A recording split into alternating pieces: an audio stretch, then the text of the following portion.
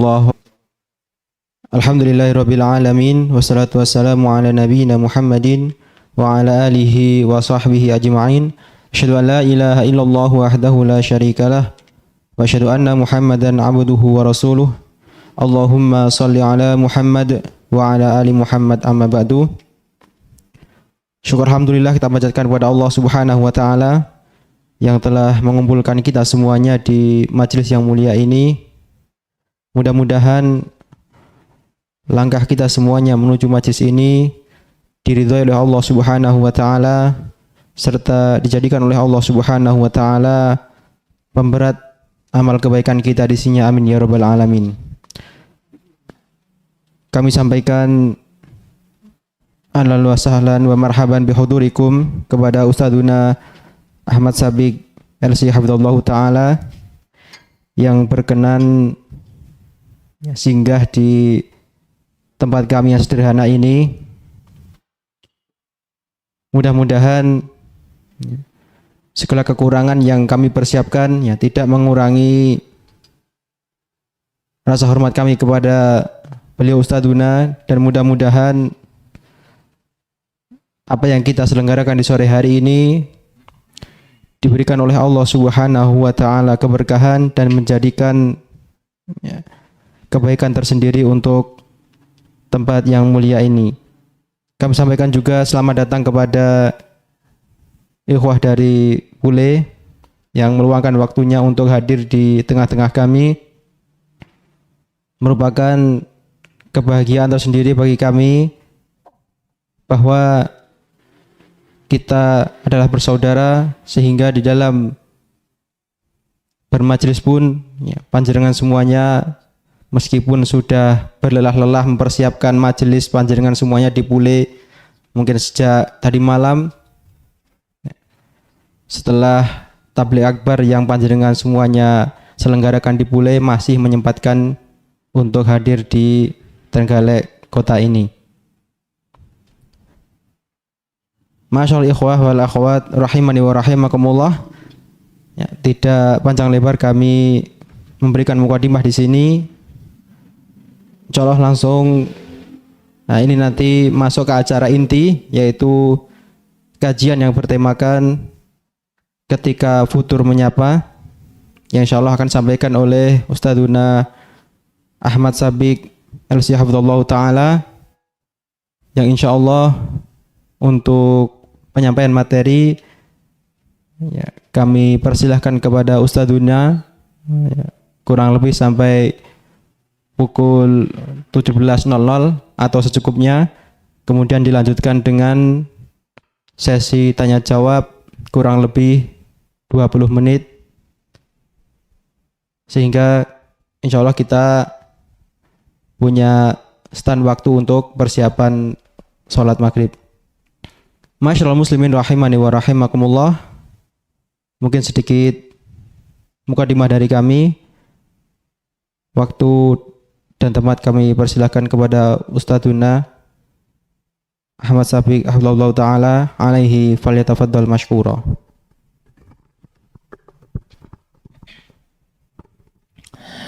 Bismillahirrahmanirrahim. Assalamualaikum warahmatullahi wabarakatuh.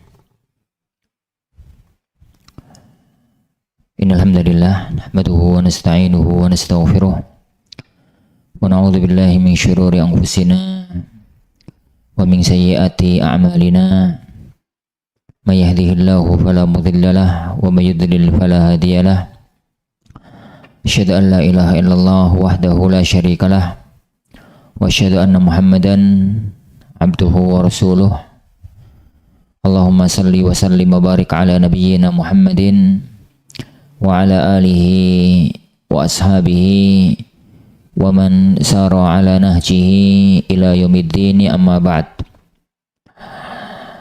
Ikhwani wa akhwati fiddin, azani Allah wa iyyakum. Alhamdulillah kita kembali dipertemukan oleh Allah Subhanahu wa taala di majelis kita ini, majelis yang mulia, majelis yang berbarokah. Ini kali keberapa ya ana mampir sini ya? Kedua. Ya, keduanya. ketiga. Kalau kedua kayaknya enggak lah. Ingatan aku dari berantem berarti. Jadi ketiga insya Allah ana mampir di tempat ini, subhanallah. Jadi semoga keberkahan selalu jadi menyertai kita semua dalam setiap langkah dalam kehidupan kita. Para jamaah yang dimuliakan Allah Subhanahu wa taala, satu hal yang perlu jadi untuk kita masukkan, untuk kita yani selalu ingat dalam kehidupan kita, bahwa Allah Subhanahu wa taala telah menjadikan kita sebagai hamba-hamba pilihannya, sebagai hamba-hamba yang Allah pilih untuk menjadi hamba-hamba yang terpilih. Jadi Rabbuna Jalla wa Ala berfirman, wa rabbuka yakhluqu ma yasha'u wa yakhtar. Dan Tuhanmu telah menciptakan apa yang Dia kehendaki, wa yakhtar. Dan dari semua ciptaan Allah itu Allah memilih jadi makhluk-makhluk pilihannya. Dan ini berlaku umum. Ini berlaku umum untuk semua makhluk-makhluk Allah Subhanahu wa taala, baik makhluk hidup maupun makhluk mati maupun benda mati. Jadi anggap kita ambil contoh, misalkan Allah Subhanahu wa taala menciptakan binatang. Tapi binatang itu enggak satu level.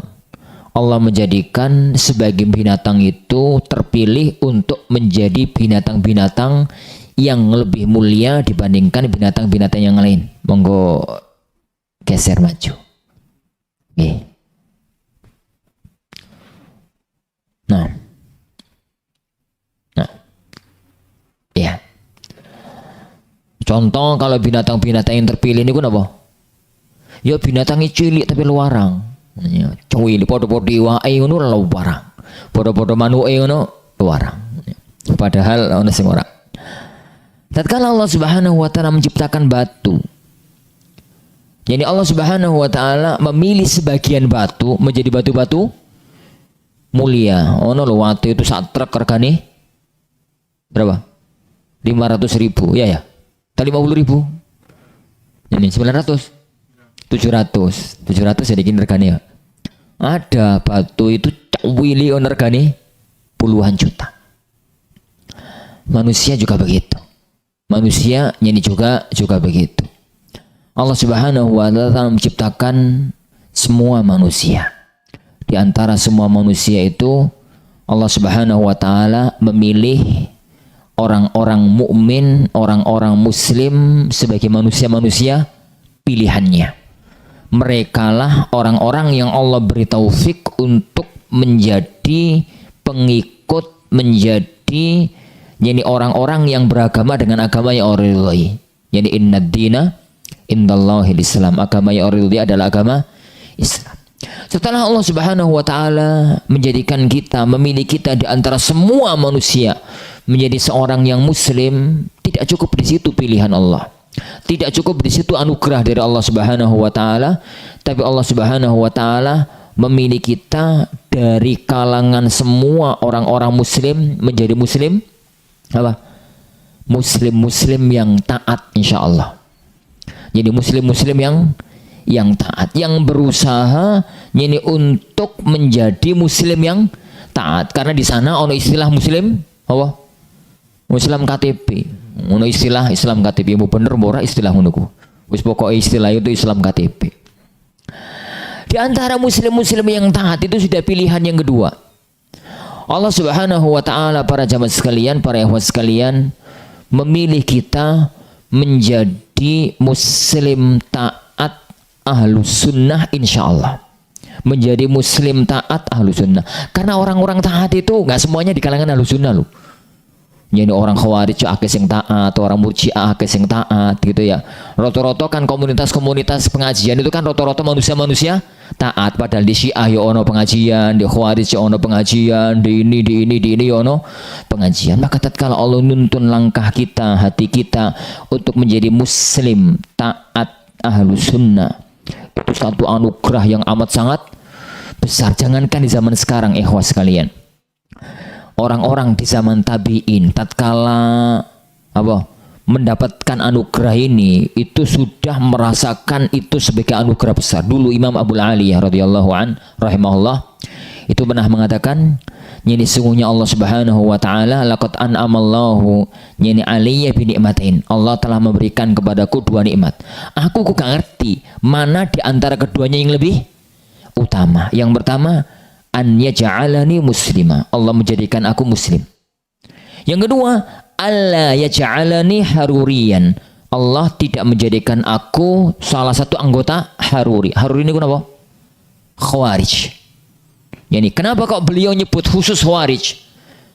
Karena di zaman itu kelompok menyimpang yang paling kondang, yang mendapatkan suara dukungan yang banyak itu orang-orang Khawarij. Intinya Muslim terus kemudian Ahlus Sunnah. Dan di antara jadi muslim Ahlus Sunnah, para jamaah yang dimuliakan Allah Subhanahu wa taala, kita dipilih lagi oleh Allah Subhanahu wa taala untuk menjadi muslim taat Ahlus Sunnah yang berusaha mendekat kepada ilmu, para penuntut ilmu syar'i. Jadi kita itu sudah masuk babak apa? Semifinal, gak seurung sampai semifinal deng. Jadi babak penyisihan dilewati, masuk. Para babak penyisihan kok. Jadi seperdelapan, salah. Seperempat final. Bareng ngono. Cepet gak apal bola berarti sampean. Jadi kayak aku gak apal bola. Seperempat final tuh mendekati akhir. Pokoknya ngono lah, aku orang nggak ngerti istilah-istilah bola. Jadi yang penting lah bahwasanya dari saringan apa itu penyisihan kita berhasil masuk ke yang berikutnya, kita berhasil masuk ke berikutnya, kita berhasil masuk ke berikutnya, kita berhasil sampai kita itu menjadi orang-orang yang dijadikan oleh Allah Subhanahu wa taala menjadi muslim taat Ahlus Sunnah dan thalibul ilm, seorang yang penuntut ilmu. Tapi para ikhwati azanillahu yani wa iyyakum, salah satu di antara kodrat manusia itu menungso itu disuruh kenceng lurus gitu, itu nggak mungkin. Namanya manusia itu naik turun dalam segala sesuatu. Ini dalam segala sesuatu. Makanya dulu Rasulullah SAW itu mengatakan, inna likulli amalin syirrah wa likulli syirratin fatrah faman kanat fatratuhu. Yani bahwasanya semua amal perbuatan apapun itu, semua aktivitas itu ada masa-masa. Yani syirrah itu semangat. Ada masa-masa semangat, ada masa-masa serius, ada masa-masa masya Allah gitu, semangat yang tinggi. Tapi likulli syirratin fatrah, suasana semangat itu nggak akan langgeng, mesti muncul suasana apa? Futur gitu kalau bahasa kita. Suasana lemes, ono malese, ono lemese, ono apa gitu. Dan itu semua sisi. Itu para jemaah sekalian, semua sisi. Pekerjaan itu pas semangat semangat, sesuatu turu. Jadi pas apa menuntut ilmu, pas semangat itu. Beberapa waktu ono masalah ngelemprek, ono pengajian ramelo, ono ngene gak melo, ono gitu gak melo. Pas kegiatan apa, perbuatan apa, aktivitas apa, selalu begitu. Jadi Allah Subhanahu wa taala, Rasulullah SAW mengatakan likulli amalin syirrah wa likulli syirratin fatrah.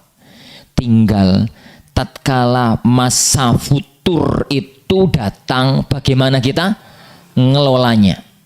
Makanya Rasulullah sallallahu alaihi wasallam mengatakan, "Faman kanat fatratuhu ila sunnati faqad ihdada."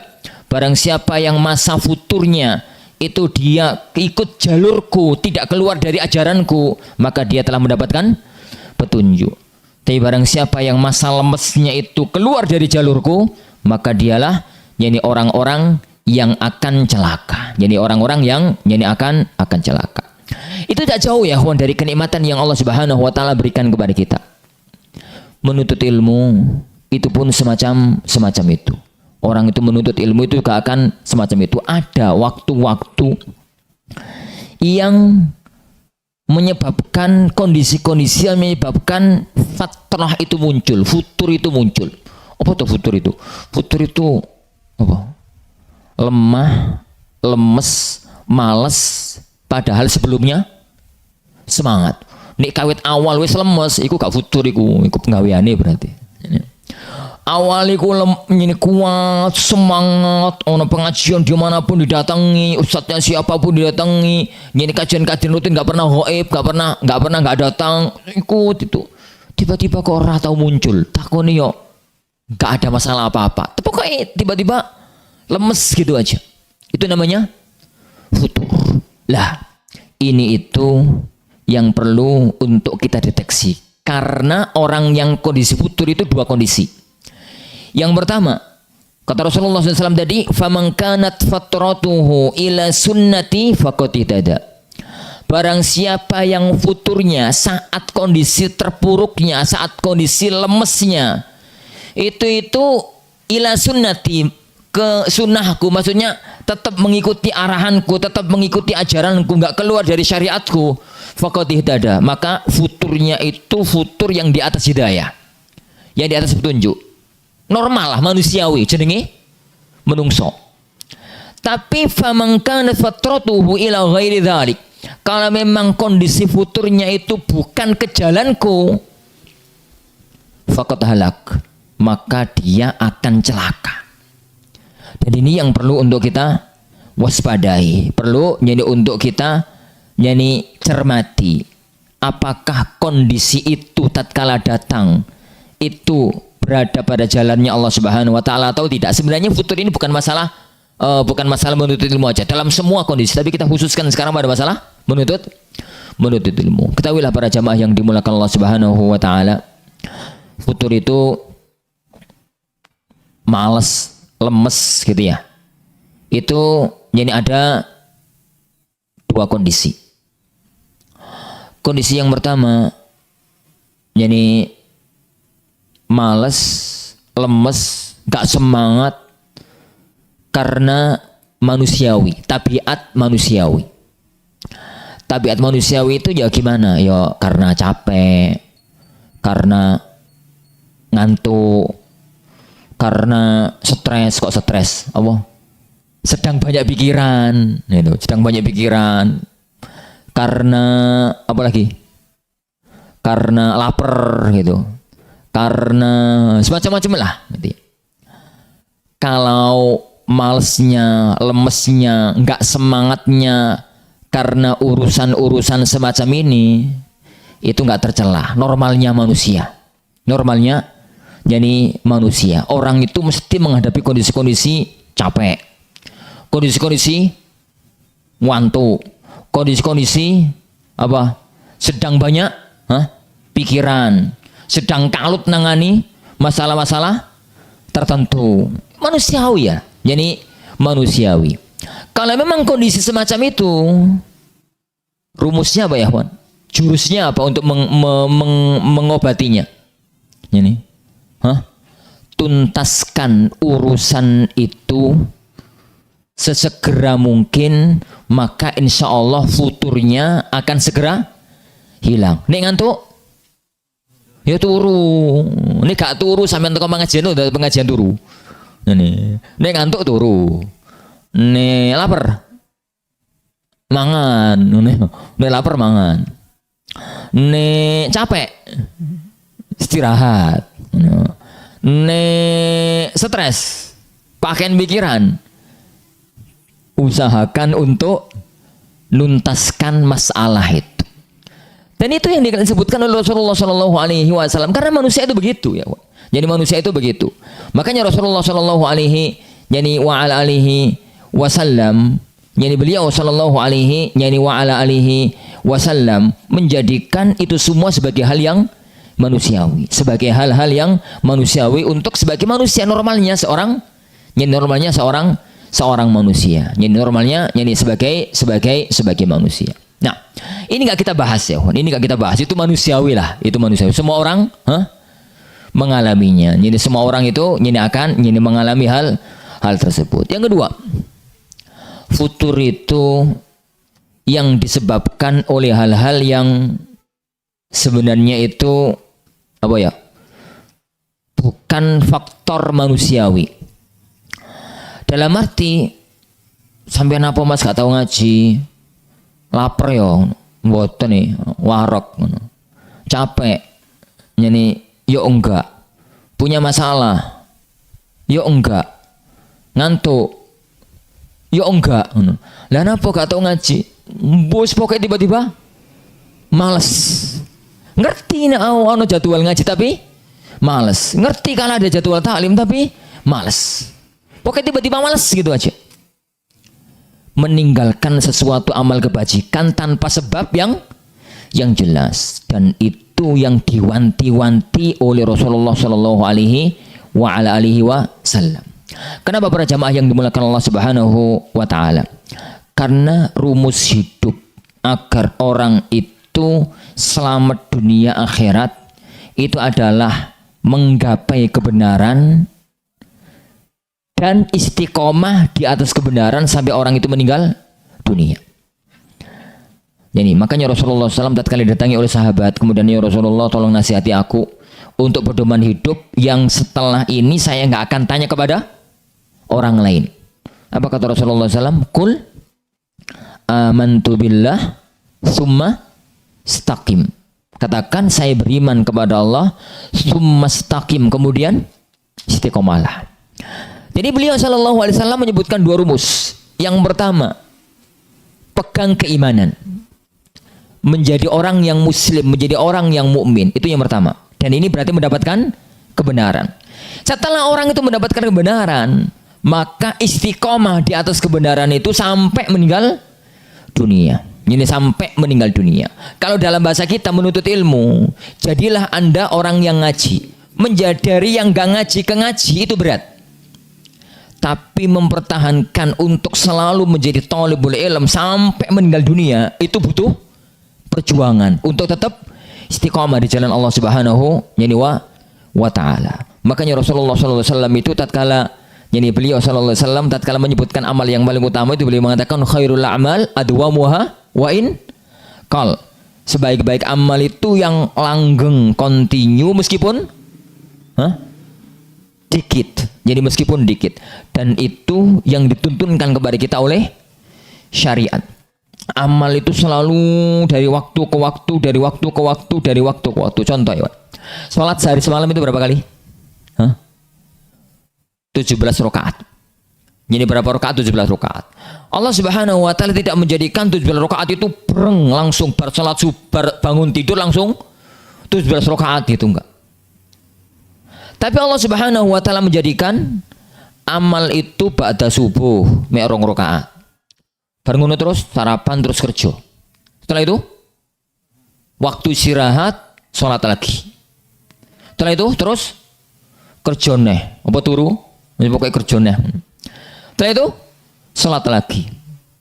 Jadi salat asar.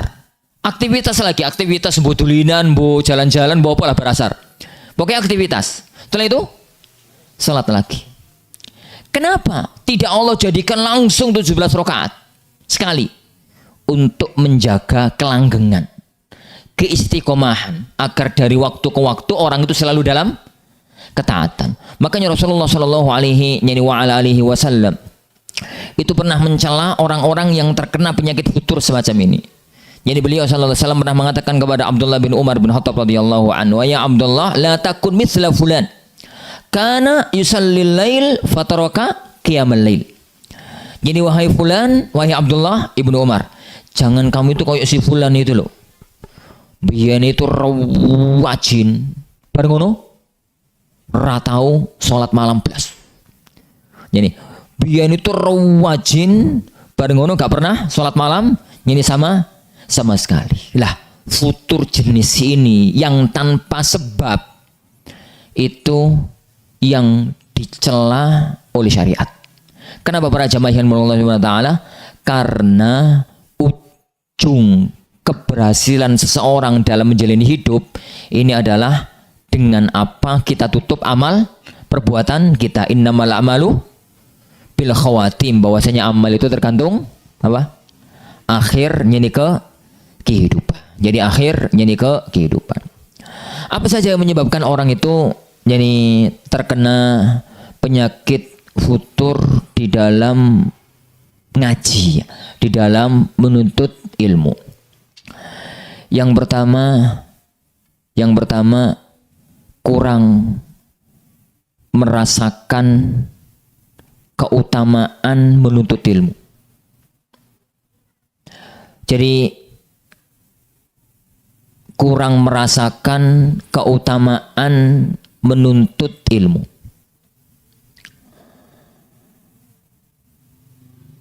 Dia menganggap menuntut ilmu itu bukan ibadah yang mulia.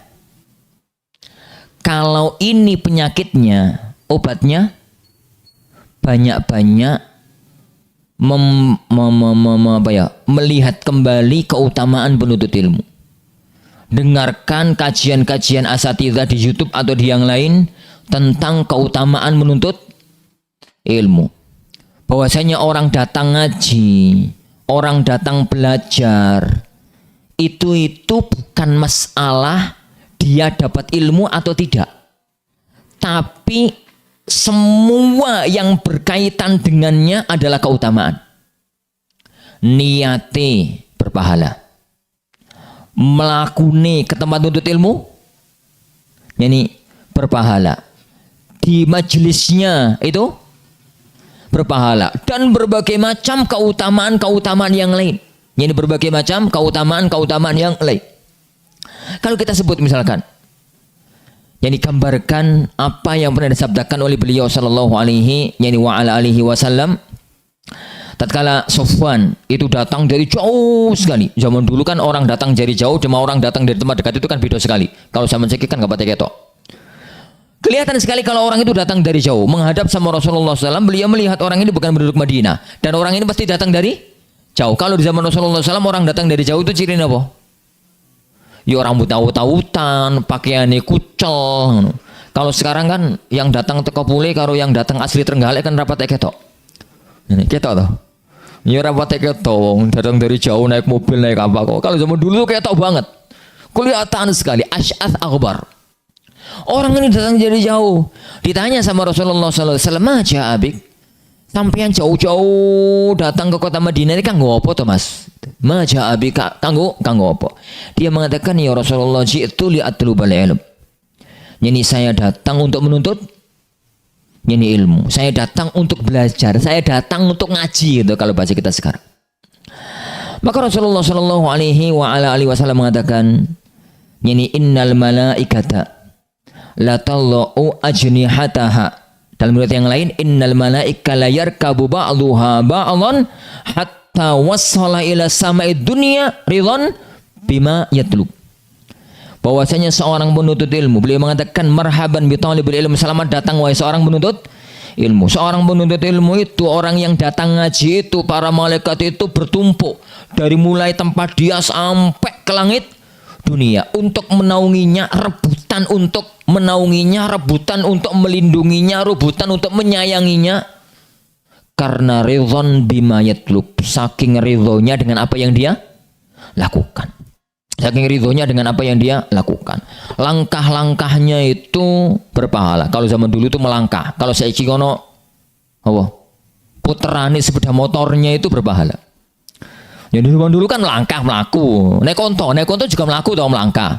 Jadi kalau zaman sekarang kan putaran sepeda motor itu berpahala. Di dalam majelis ilmu para jemaah sekalian, wallahi di dalam majelis ilmu itu terdapat keutamaan besar yang itu tidak kita dapat di tempat-tempat yang lain. Tempat-tempat semacam ini yang pernah disyaratkan oleh Rasulullah sallallahu alaihi wasallam, inna lillahi malaika sayyarin. Yani sungguhnya Allah itu memiliki malaikat yang ditugaskan oleh Allah untuk jalan-jalan. Ojo katakan kelayapan, enggak jalan-jalan. Malaikat itu ditugaskan oleh Allah Subhanahu wa taala untuk jalan-jalan. Yatlubuna hilaqadz dzikr. Mereka itu datang, mereka itu mencari orang-orang yang ngumpul dalam rangka ingat kepada Allah. Itu halaqah dzikr. Yani halaqah dzikir itu adalah orang-orang yang halaqah ngumpul-ngumpul yani dalam rangka ingat kepada Allah Subhanahu wa taala. Dan halaqah dzikir yang paling kuat sebagaimana dikatakan oleh Abdullah bin Mas'ud tatkala beliau ditanya apa itu halaqul dzikr, beliau mengatakan majalisul halal wal haram, majelis halal, majelis haram, majelis ilmu. Setelah ketemu diperintahkan oleh Allah Subhanahu wa taala untuk menaunginya, untuk mengayominya, untuk menyayanginya. Dan ini yang diperintahkan para malaikat. Sampai suatu ketika kata Rasulullah sallallahu alaihi wasallam, para malaikat itu yang memang ditugaskan oleh Allah, malaikat itu kan tugasnya beda-beda. Yang ditugaskan oleh Allah Subhanahu wa taala untuk mencari para halaqah-halaqah penuntut ilmu itu, ketemu majelis itu, anggaplah ketemu majelis kita. Tatkala mau dinaungi, tatkala mau disayangi, tatkala mau dilindungi, diayomi, ternyata kok ono si sapa iki? Ini si fulan gitu ya. Yang datang itu bukan untuk cari ilmu, bukan untuk menuntut ilmu, tapi datang ke sini mboh tujuannya apa? Tujuan lain. Arepe diayomi, dirahmati, disayangi. Kok ono wong sing teko gak kanggo belajar, gak kanggo nuntut ilmu, arepe gak dinaungi. Kok itu majelis ilmu, lapor sama Allah Subhanahu wa taala. Malaikat itu mengatakan, ya Rabb, inna fihim rajulan ya'ti li hajah. Ya Allah, di antara mereka ada orang yang datang untuk keperluan lain ya Allah. Contohnya apa ya? Datang ke majelis ilmu tapi untuk keperluan lain. Si A telepon si B. Mas, aku butuh karo sampean. Ketemu yuk. Kapan? Nanti malam ini juga. Wih, nanti malam saya mau jadwali pengajian nih. Ini saya nanti malam jadwali pengajian. Terus gini wae. Nanti pengajian bata maghrib di masjid ini sampai yang datang. Nanti setelah pengajian kita ngobrol. Oke, sepakat? Ya, sepakat. Orang itu datang niatnya bahas bisnis, niatnya keperluan lain. Tapi karena yang keperluan dengannya ngaji, akhirnya dia harus datang ke tempat itu. Itu gambaran man ya'ti li hajah. Orang datang ke majelis ilmu tapi tujuannya lain. Maka yani Allah Subhanahu wa taala mengatakan kepada para malaikatnya, innahum qaumun la yashqa fihim jalisuhum. Mereka orang-orang yang dalam majelis ilmu itu adalah kaum siapapun yang duduk bareng mereka tidak akan pernah apa? Tidak akan pernah sengsara. Dan masih banyak keutamaan-keutamaan yang lainnya. Jadi keutamaan yang lainnya. Jadi datang ke majelis ilmu itu keutamaan tersendiri. Mulai gak nggawa apa-apa, itu gak penting. Jadi mosok gak nggawa apa-apa rek. Ini. Tapi raihlah keutamaan majelis. Fahami ini dan yang direnungi hadis-hadis berkaitan dengan terlalu banyak keutamaan-keutamaan orang itu dalam menuntut ilmu. Dulu para jemaah sekalian, majelisnya Imam Ahmad rahimahullah, kajian rutinnya itu kisaran 4.000 sampai 5.000 orang. Kajian rutin sampai berapa? 5.000 kurangi luru. Nole tapi kan.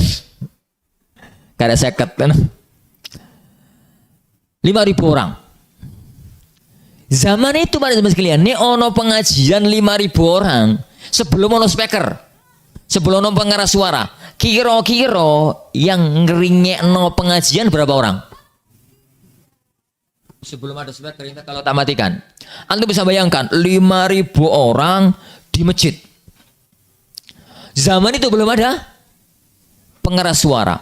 Kira-kira nih Imam Ahmad ngajar, sing denger kajian berapa orang? Ana gak yakin kalau 1.000 orang denger. Ana gak yakin. Mentok paling 100. Iku wis mbok krungu borak iku. Mentok paling 500 orang. Loh, yang datang yang lain. Datang untuk apa? Datang hanya untuk mendapatkan keberkahan majelis.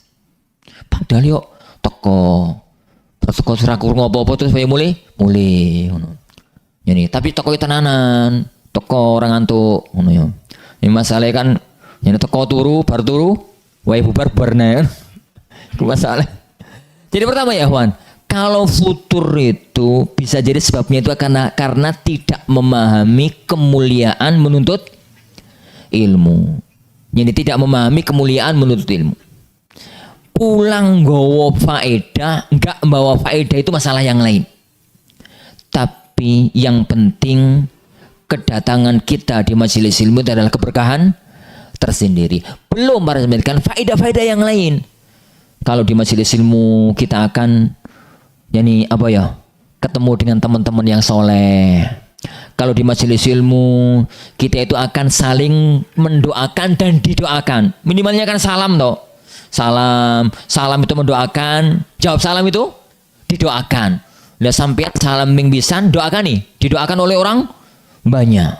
Jadi ketemu dengan teman-teman yang soleh dan macam-macamnya, berbagai macam faedah-faedah kita di majelis ilmu. Kalau di antara antum mengatakan Ustaz, zaman saiki ora teko rapopo Ustaz akeh YouTube. Akeh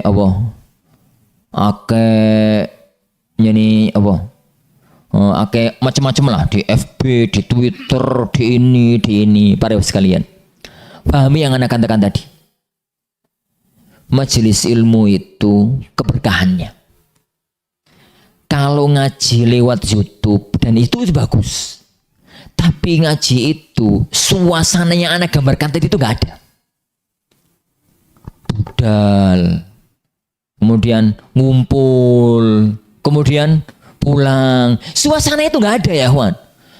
Ini duduk rapi kau yang ini penuh dengan adab-adab menuntut ilmu. Lah nek belajar lewat online kan karo turu. Ustaz tipe wong ngajar tinggal turu, karo ngopi. Bareng ngono serah karo-karuan. Jadi kajian online itu bagus, tapi jangan jadikan pengganti majelis inti. Jadi setelah kasus Covid, itu kan ono satu penyakit tambahan. Penyakit ngaji online. Sebenarnya itu bagus sih, tapi jangan jadikan menggeser kajian inti. Ini harus difahami karena sebenarnya orang ngaji datang ke majelis ilmu itu mendapatkan ilmu itu nomor 2. Nomor satunya adalah mendapatkan keberkahan majelis ilmu, dinaungi oleh malaikat dan macamnya. Yang itu nggak ada ya Wan. Kalau kita itu ngajinya di tempat yang lain. Lah, kalau gitu gimana Ustaz? Ngaji semacam itu nomor 2 setelah ngaji-ngaji yang langsung ke majelis-majelis ilmu. Tatkala harus dengarkan kajian masyayikh, ya kan gak mungkin toh ngaji ning Riyadh, ngaji ning opong, nang duit lho orang ngaji. Jadi semacam itu baru kemudian itu yang kita gunakan majelis online yang itu dibukakan oleh Allah Subhanahu wa taala untuk kita. Yang kedua para jamaah yang dimuliakan Allah Subhanahu wa taala, sebab orang itu futur adalah pemahaman yang salah dalam menuntut ilmu, dalam belajar agama. Pemahaman yang salah itu gambarannya semacam ini. Wong ngaji ku nek kepingin dadi ustad. Nek kepingin dadi ustad, aku gak kepingin dadi ustad ora usah ngaji. Pahami para jemaah sekalian. Orang itu ngaji, belajar ilmu agama. Itu satu kemuliaan, satu keagungan untuk dirinya sebelum untuk orang lain. Al-Imam Ahmad rahimahullah ta'ala tatkala beliau itu pernah mengatakan al-ilmu la ya'diluhu syai'. Ilmu itu tidak ada yang mengunggulinya. Tidak ada apapun yang mengunggulinya. Ilmu itu yang paling utama. Tatkala beliau ditanya, "Walima ya Imam?" Lu, kenapa wahai Imam? Kok begitu? Maka beliau mengatakan, "Li'annahu yarfa'ul jahla an nafsih thumma an ghairi." Karena dengan orang itu ngaji, dia itu menghilangkan kebodohan dari dirinya lalu dari orang lain. Karena orang itu bisa beriman yang benar kalau dia punya ilmunya. Orang itu bisa menjalankan kebaikan kalau dia ngerti kalau itu kebaikan. Dia itu bisa menghindar dari perbuatan haram, perbuatan maksiat kalau dia itu ngerti kalau itu maksiat. Dan orang itu tingkat amal solehnya salah satu penentunya adalah ilmunya. Iman itu, para jemaah sekalian, dua sisi. Keimanan kita tentang akidah Islam dan pembersihan kita dari akidah-akidah di luar Islam. Yani tatkala Rasulullah SAW mengajarkan Islam kepada kaum muslimin itu kan mengajarkan Islam dan membersihkan akidah-akidah jahiliyah. Kenapa? Karena tatkala Islam pertama kali datang ke kota Mekah itu bukan sebagai agama yang pertama. Orang-orang Mekah sudah ada keyakinan-keyakinan masa lalu. Tatkala Islam datang ke kota Madinah, di negeri Madinah sudah ada keyakinan-keyakinan masa lalu. Dan lumrahnya satu orang yang sudah punya keyakinan, kemudian datang ajaran yang baru, itu keyakinan-keyakinan yang lama itu masih mencokol. Itu pasti. Negeri kita nggak jauh-jauh dari itu.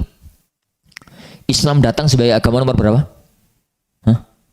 Islam datang sebagai agama nomor berapa? Kok 5? Agama asli tanah Jawa ini apa? Agama yang gak impor. Agama asli. Animisme Hindu. Hindu itu agama impor.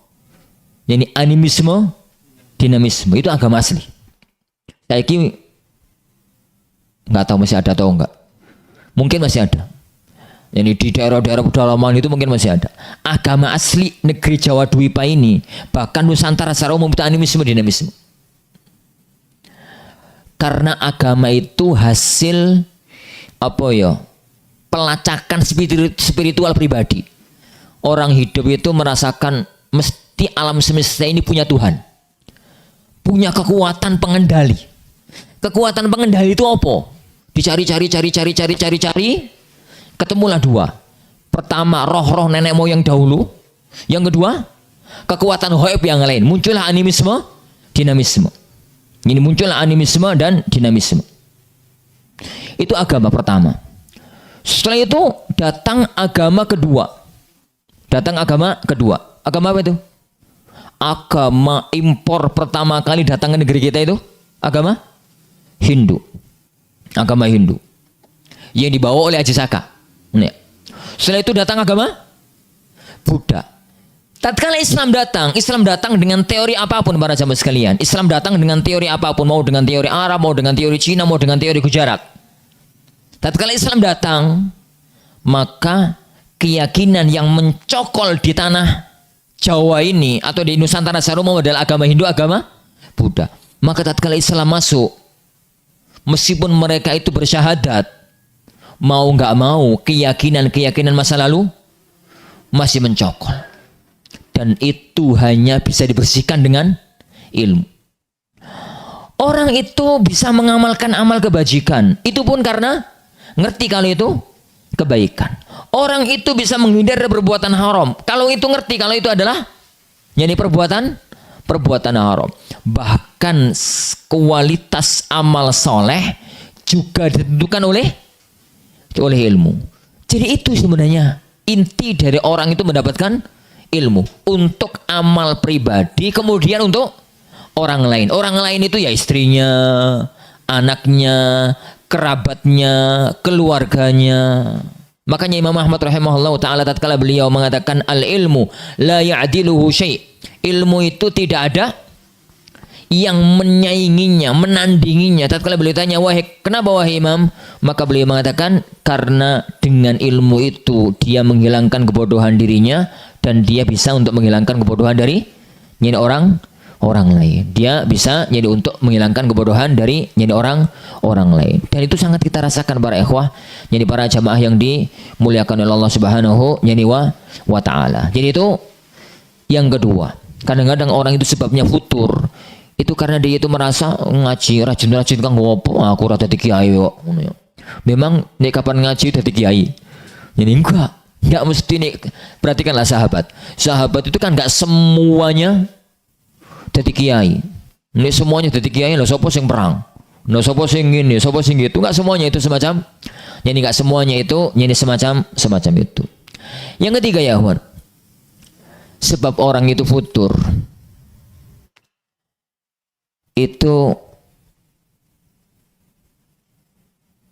terkadang karena apa ya?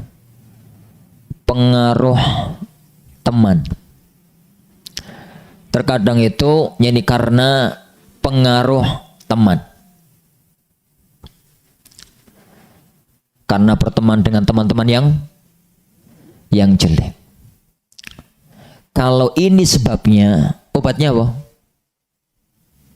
Yuk cari teman yang bagus, tinggalkan teman apa? Yang jelek, tinggalkan teman yang jelek. Rasulullah SAW pernah menggambarkan teman yang bagus dengan teman yang jelek itu dengan gambaran yang sangat indah.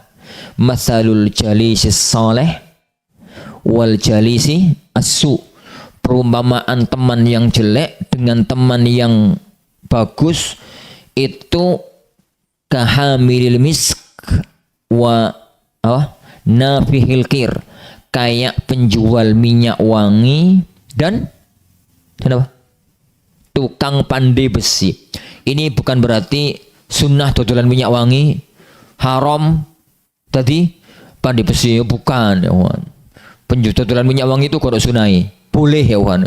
Dodolan minyak wangi, dodolan telo, dodolan gorengan itu padha wae. Jadi tukang pandai besi juga nggak masalah. Mau jadi pandai besi, mau kerja ini, mau kerja itu juga nggak ada masalah. Itu cuma gambaran. Rasulullah SAW itu cuma memberikan gambaran untuk mendekatkan sesuatu yang cuma bisa dibayangkan dengan sesuatu yang nyata di depan mata. Teman yang baik itu kayak penjual minyak wangi. Kata beliau sallallahu alaihi wasallam, penjual minyak wangi itu imma an yuhdhiyaka. Bisa jadi karena bisa jadi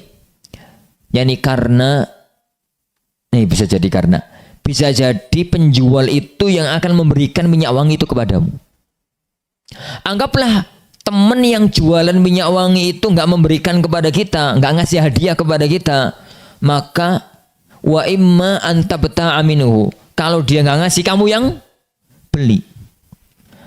Ngekeiga, tukuga, minimale bau yang tercium darinya itu bau yang apa?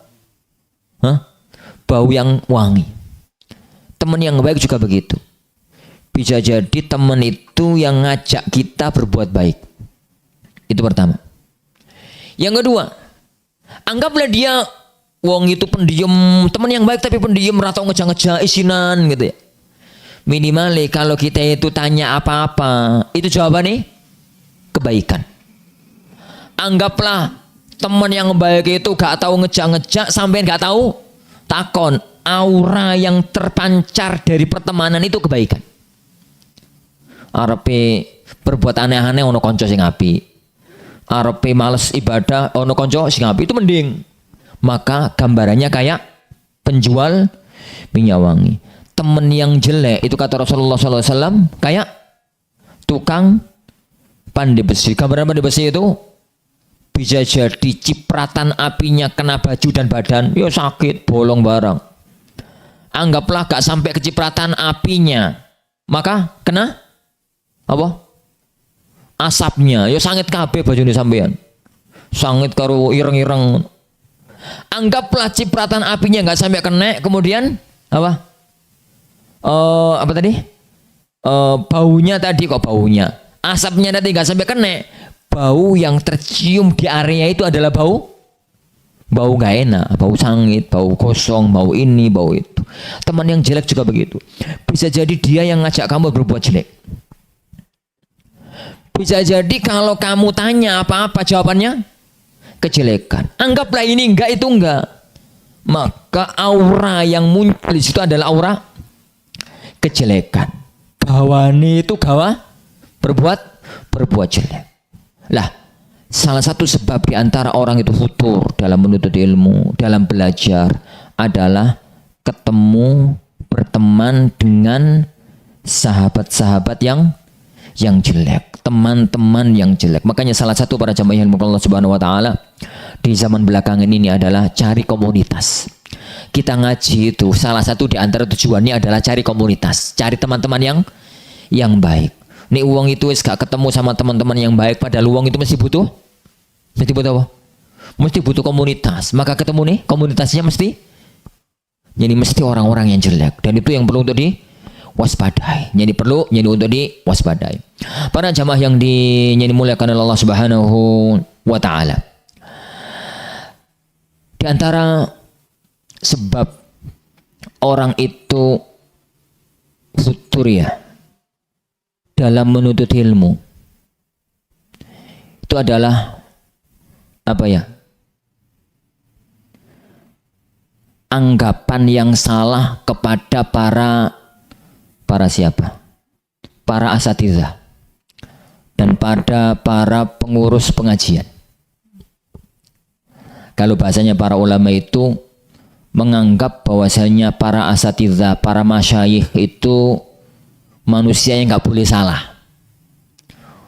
Engkau nek ngaji suatu ketika itu keringi berita ustadz kok ternyata ini ternyata ngono. Allah, usah ngaji ustadz kok yang ngono. Makanya para jamaah sekalian, satu hal yang harus kita pahami dari para asatidzah. Asatidzah itu bukan malaikat. Asatidzah itu manusia biasa. Seperti kita semua. Ya iso bener, ya iso salah. Bisa benar, bisa salah. Jangan sampai kemudian kesalahan, kekurangan dari para asatidzah dan dari para pengemban dakwah menjadikan kita terpuruk di dalam proses kita menuntut ilmu. Jangan tuntut asatidzah itu untuk menjadi orang sempurna. Makanya salah satu di antara nasihatnya para ulama itu adalah jangan terlalu akrab dengan asatidzah. Loh kok ngono Ustaz? Kenapa? Nek wong itu terlalu akrab, sing ketok tambah api apa tambah elek? Antum kan gak tahu kenal ana toh. Kenal ana yo teko Saliman, dikasih mukadimah sama beliau, bareng ngaji, terus mulai wes sing paling kenal sama ana itu siapa? Siapa? Keluarga, tonggo, sama orang-orang sekitar. Iyalah, ternyata Ustaz Habib itu ngentutan. Iyalah, ternyata ngene, ternyata ngono. Dan itu terkadang melemahkan kita di dalam proses belajar kalau kita nuntut ustadz itu sempurna. Terkadang kita nuntut ustadz itu sempurna. Ana suatu ketika itu di kota Madinah ketemu dengan salah satu santri Al-Furqan, mantan santri, gak sampai lulus nih. Santri alumni Al-Furqan. Ketemu gitu, ana nggak tahu karena dia nggak lulus. Jadi kalau sudah lama itu tiba-tiba ketemu di Madinah. Ketemu di Madinah, katakan Masya Allah, antum di sini kuliah toh? Mboten Ustaz. Terus ngapain? Apa itu kerja Ustaz? Apa? Sopir Ustaz. Nyupiri siapa? Ini siapa majikannya? Dia menyebut salah satu ulama terkenal kota Madinah. Nggak ada sebutkan namanya. Ada sebutkan namanya itu jadi bongkar aib. Jadi salah satu ulama terkenal kota Madinah. Anak kalau sebut namanya antum semua kenal. Salah satu ulama tenar kota Madinah. Dan menjadi salah satu rujukan. Masya Allah, Alhamdulillah, Masya Allah, barokah ya akhi. Jadi kalau orang itu untuk bisa belajar ke beliau itu butuh perjuangan. Antum jadi supiri loh, 24 jam bersama beliau. Oh no toh, komentarku semacam itu. Ternyata dia nunduk. Terus wajahnya itu sendu gitu. Ada apa? Apaan kalau omongan anak salah? Nah, ada apa? Ada yang salah tuh dalam omongan anak tadi? Nggak ada yang salah Ustaz. Semua orang juga komentar kayak antum. Tapi faktanya nggak gitu. Faktanya nggak gitu. Kenapa? Ternyata bener kata antum dulu. Ojo parak-parak karo asatidzah.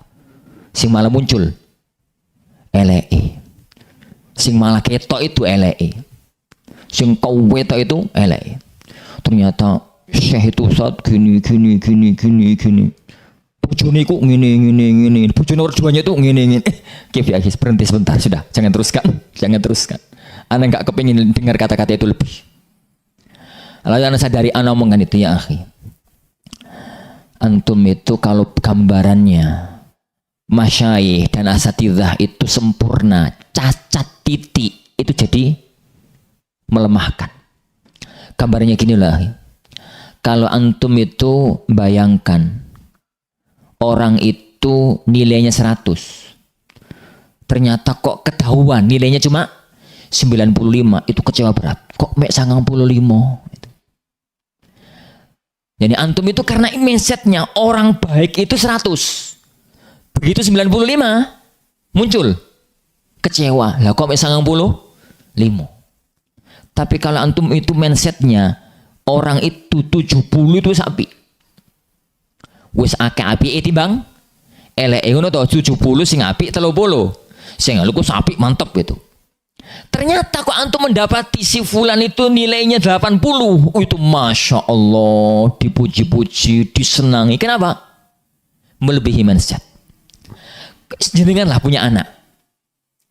Antum itu kalau punya anak waya rapotan, gambaran awal itu anak ini baru dianggap sukses nek rapoti nilai ini 95. Itu baru antum anggap sukses.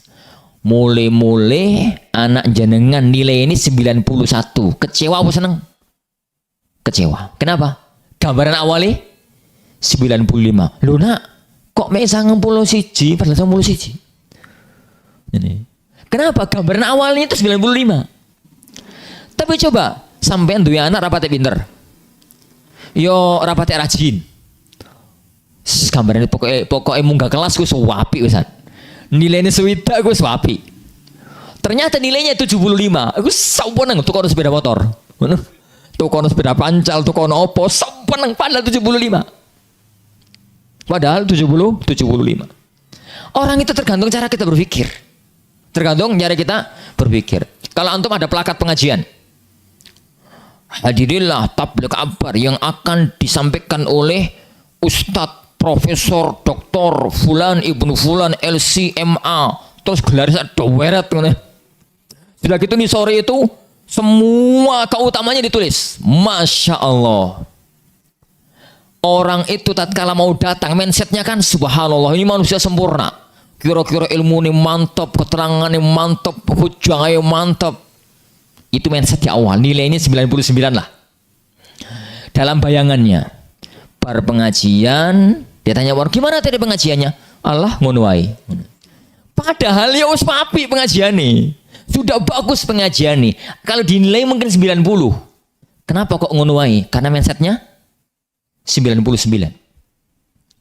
Tapi kalau mindsetnya dirubah, ono pengajian, datangilah tabligh akbar yang akan diisi oleh Al-Akh Fulan Ibnu Fulan, santri kelas 1 Mahat Ali Al-Furqan misalnya. Wis Al-Akh di sore santri kelas 1 Mahat Ali Al-Furqan. Itu wis dari awal halah santri. Ustadz ora pate beres mana santri ini. Mindset itu stabios, wae pengajian lah. Toko-toko nganggur datang. Dia itu datang itu gak pate semangat. Datang gak pate semangat. Pikirannya paling yuk kelagepan kok pengajian nih. Pikirannya mentok 65. Ternyata yuk gak pate bagus-bagus banget sih. Dinilai gitu paling yuk 75 lah. Mulai-mulai gimana tadi pengajiannya? Masya Allah mantep. Gitu. Kenapa mantep? Dari awal itu dia nggak bayangkan kalau ada santri kau yang ngono. Orang itu tergantung bagaimana kita berpikir ya akhwat. Jadi salah satu di antara sebab orang itu futur ini sering terjadi di mana-mana adalah menganggap menuntut asatidzah itu sempurna. Kemudian ternyata ustadznya ada masalah keluarga. Gegeran karo bojone pegatan. Ngono ku santri ini malas mengaji. Ustad koyo ngono. Gak ngaji weh. Ngono. termasuk antum kali. Kok ngaji wae? Ono ustad terkena kasus keuangan. Oh, ada nggak? Akeh. Ono wae. Ada ustad opo gitu ya. Kemudian menjadi terpuruk.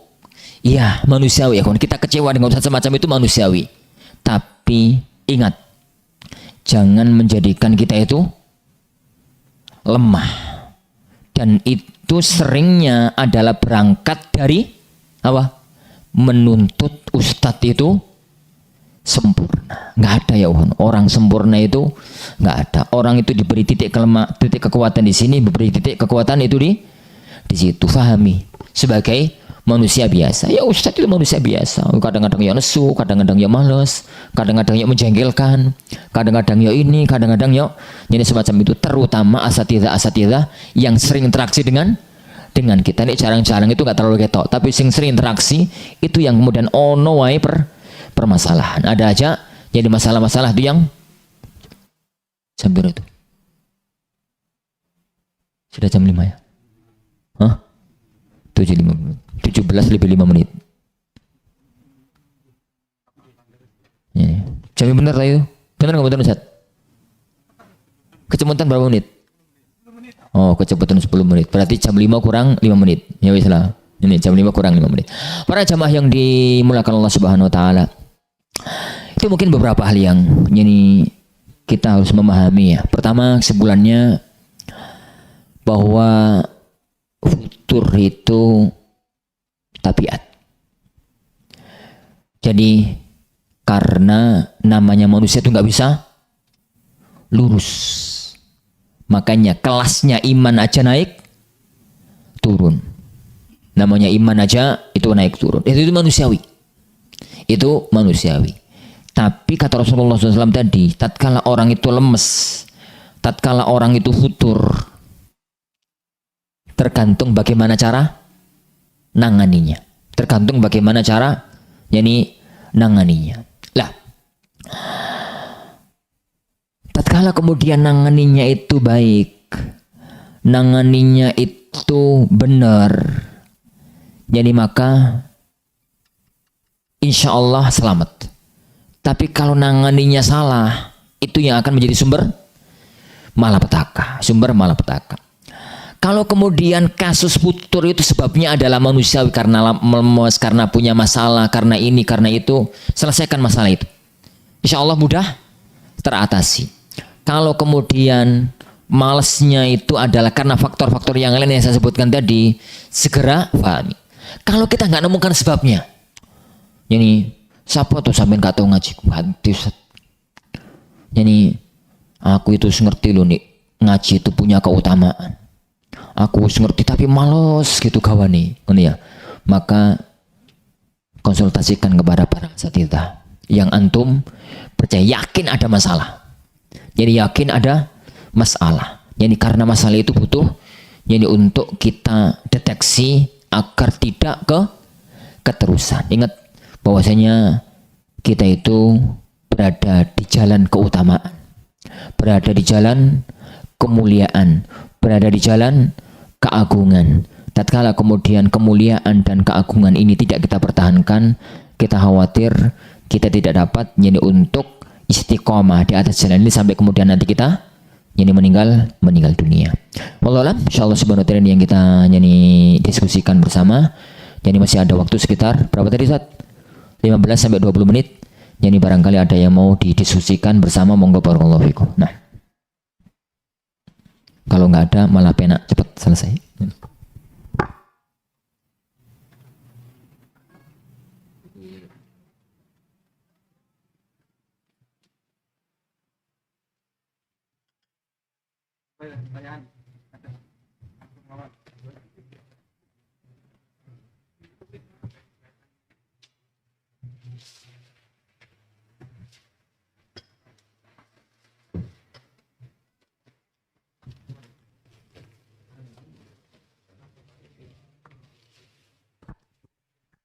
Antum merasakan sumuk nggak?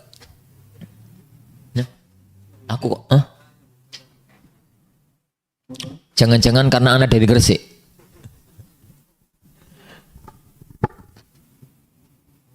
Bogor pada beberapa akan ada pertanyaan. Kalau ibu yang ingin mengajukan pertanyaan bisa menulis secara kertas, kemudian nanti diserahkan ke panitia.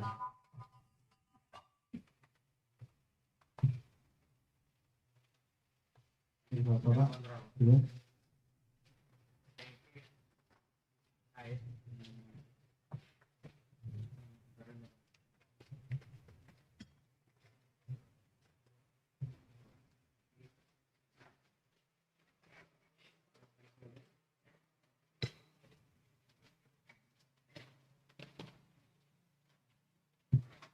Sebenarnya pertanyaan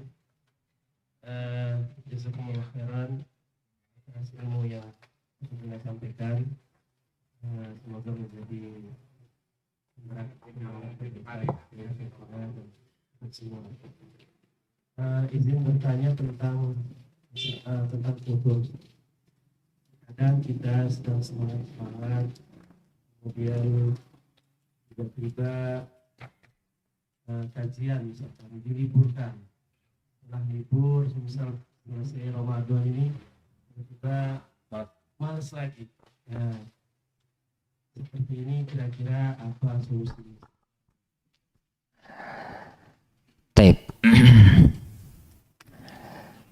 Pertama ya Juan, setelah lama libur mulai lagi itu males, itu kalau anak anggapnya itu masih manusiawi. Ya karena nyanyi berlibur gitu. Makanya nasihat anak libur itu jangan lama-lama. Libur itu jangan lama-lama. Jadi Ramadan akhir itu masih ngaji, liburan riyadin setengah bulan, 3 pekan cukup lah. Ojo liburan itu taklim libur mulai awal Ramadan dibuka bata itu ratahan ojo. Iku nutupi kerapetan itu jadi gak sebuka lagi. Itu pertama, jangan lama-lama. Yang kedua, harus ada yang berjuang untuk dobrak.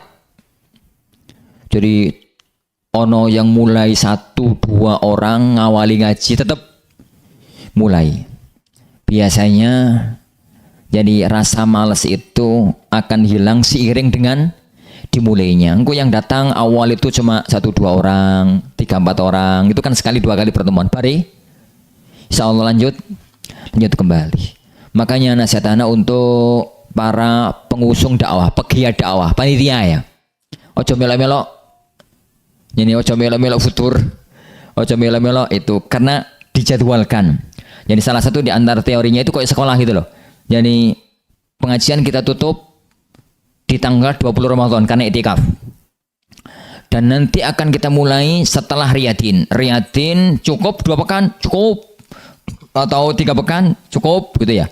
Kita mulai tanggal 21 misalkan Syawal. Sudah dijadwalkan bahwasanya di hari ini akan kita mulai. Males, gak males, semangat, gak semangat, hari itu mulai. Kok sekolah dulu? Jadi biasalah sekolah itu datang santri hari pertama malas, hari kedua ini saya malas-malas, tapi kok hari ketiga, hari keempat sudah mulai normal. Memang suasana hati itu butuh digerakkan, dimunculkan. Nuruti malas ya Juan, itu ora barbar. Nuruti malas itu enggak selesai. Tetap harus ada. Jadi itu kalau memang itu jadi penggerak dakwahnya itu yang pertama. Yang kedua, asannya itu dijadwal, dipatenkan. Kapan diliburkan, kapan nanti akan kita mulai lagi. Jangan ada pengumuman di daerah-daerah yang sering terkena penyakit semacam itu, jangan pengumuman nanti akan kita mulai. Jadi kita akan liburkan sampai waktu yang belum ditentukan. Waktu yang belum ditentukan itu yang sering jadi masalah. Kapan mulai ini? Gitu. Kapan mulai ini? Tapi kalau daerah-daerah yang waktu belum ditentukan itu nggak punya efek, insya Allah Subhanahu Wa Taala nggak ada pengaruh. Wallahu a'lam bishawab. Nah.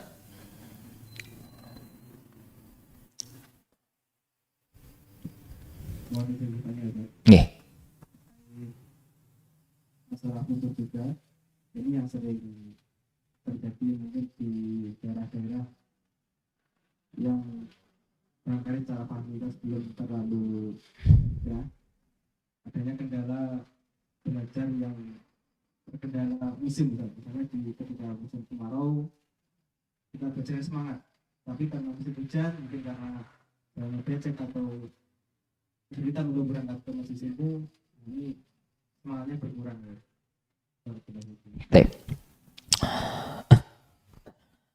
Baik para ikhwatin azanillahu wa iyyakum. Jadi kondisi alam itu bukan kendali kita ya. Kondisi alam itu kendali Allah Subhanahu wa taala. Nasihatannya di 2 titik. Yang pertama, bagi ikhwah yang ngaji, kalau enggak kondisi yang memang benar-benar menghalangi, usahakan tetap datang. Jadi usahakan tetap datang. Ini krimis-krimis titik, usahakan tetap datang. Ingat keutamaannya, jalannya berpahala, pulangnya yang berpahala, di majelisnya yang berpahala, dan semua keutamaan-keutamaan yang tadi. Jadi semua yang keutamaan yang tadi. Itu yang pertama. Yang kedua, untuk penggerak dakwah, panitia ngaji, jangan terefek dengan jumlahnya yang berkurang. Salah satu di antara penyakit penggerak dakwah itu adalah nek sing ngaji akeh semangat, nek sing ngaji didik bubarno wae ngono. Dibubarno wae. Yani karena kekuatan penggerak dakwah itu melihat keistiqomahan itu yang akan menjadikan dakwah itu berjalan.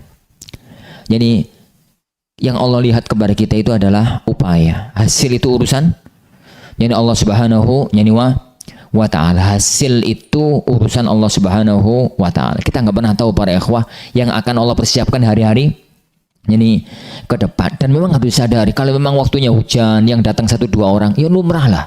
Waktunya hujan masuk kopi dituntut datang, apalagi tempatnya itu jauh. Itu jangan kemudian menjadikan ini penggerak dakwahnya itu ada 1-2 orang. Ya ngajilah 1-2 orang. Ngaji 1-2 orang. Ana cerita ya. Ini bukan untuk fakhr. Dulu ana itu ngadakan ngaji di rumah. Yang datang itu kalau lengkap 10. Dia lengkap tapi ya. Dia lengkap 10. Nih lengkap itu 10 tapi ini seringnya